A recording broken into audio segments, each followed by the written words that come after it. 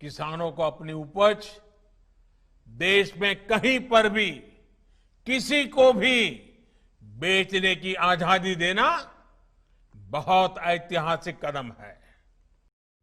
You may have seen this, but do you know why and how these bills will change the current system? Before moving to present bill, I should give you a brief working of the current system. Suppose you are a farmer and you have produced wheat. So, after harvesting, where will you take it? Nearest mandi or APMC market, right? Well, almost. In India, 85% of the farmers are small farmers, which means they own less than 2 hectares of land. So they mostly sell their produce directly to the consumers, but the major farmers, due to their huge produce, have to go to the designated marketplaces to sell. You might have heard about MSP or minimum support price. If you want that price for your produce, then you need to visit the designated marketplace and sell it there to the middleman. These marketplaces are the areas where middleman buys your product and sell it further to traders and big companies after adding their commissions and taxes for the state. These markets fall under the state government and they form a huge part of their incomes. Now, coming to present bill, which have led to many protests by farmer organization. The Farmers Empowerment and Protection Agreement on Price Assurance and Farm Services Bill 2020.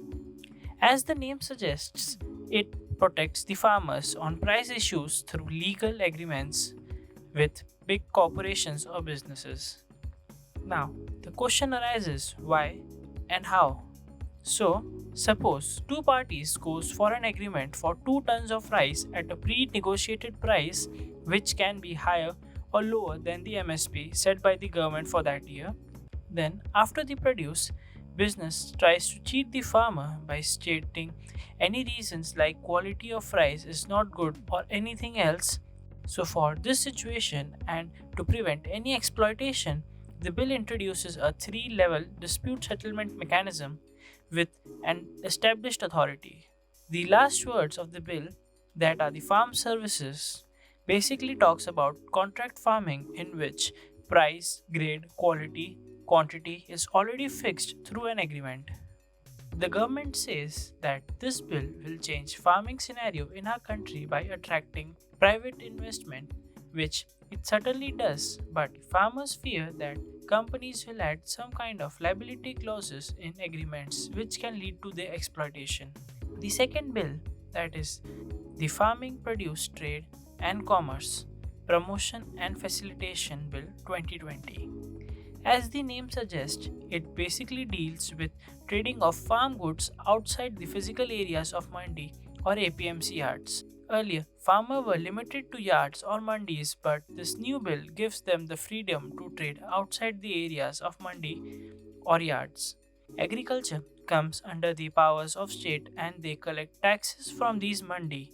If this bill is passed, then a major agriculture state like Punjab and Haryana may lose a big source of their income.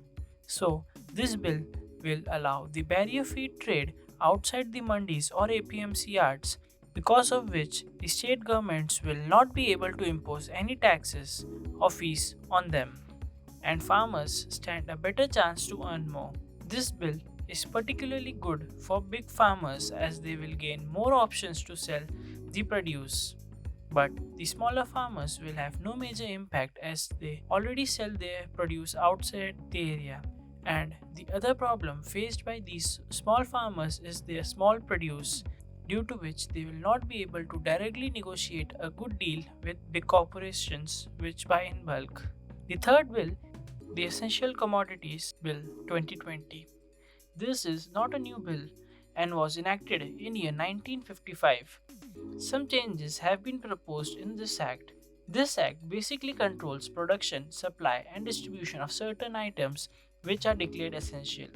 For example, let us take onions. Suppose there is shortage of onions in the market and some traders or wholesalers have stored large quantities of onion in their warehouse just to create artificial demand. Due to this, the price of onion increases. So this way they can earn more money.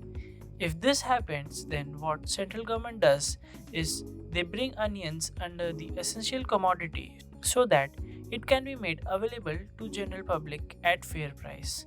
In short, this act prevents hoarding or black marketing of essential items. Recently, in March 2020, masks and hand sanitizers were bought under essential category so as to prevent their hoarding and black marketing.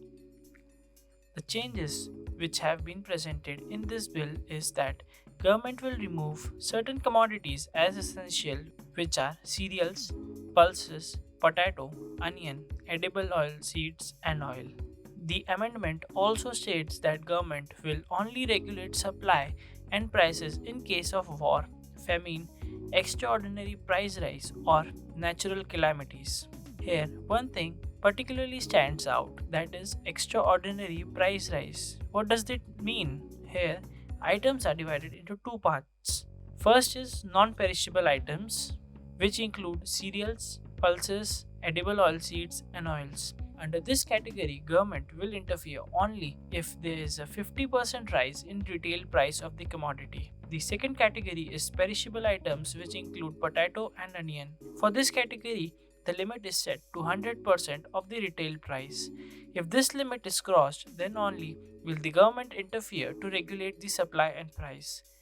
So, with this, the basics of bills are over. But what are the fears and demands of the farmers and state government? Mandis, which bring in revenue for state government, will slowly lose their relevance. Middlemen will be affected. Farmers fear that slowly MSP will end. The other major thing which the farmers fear is the lack of bargaining power with big companies. Recently, Punjab became the first state to formally reject the central government's three agricultural reforms, with its legislative assembly unanimously passing three bills to negate the union laws.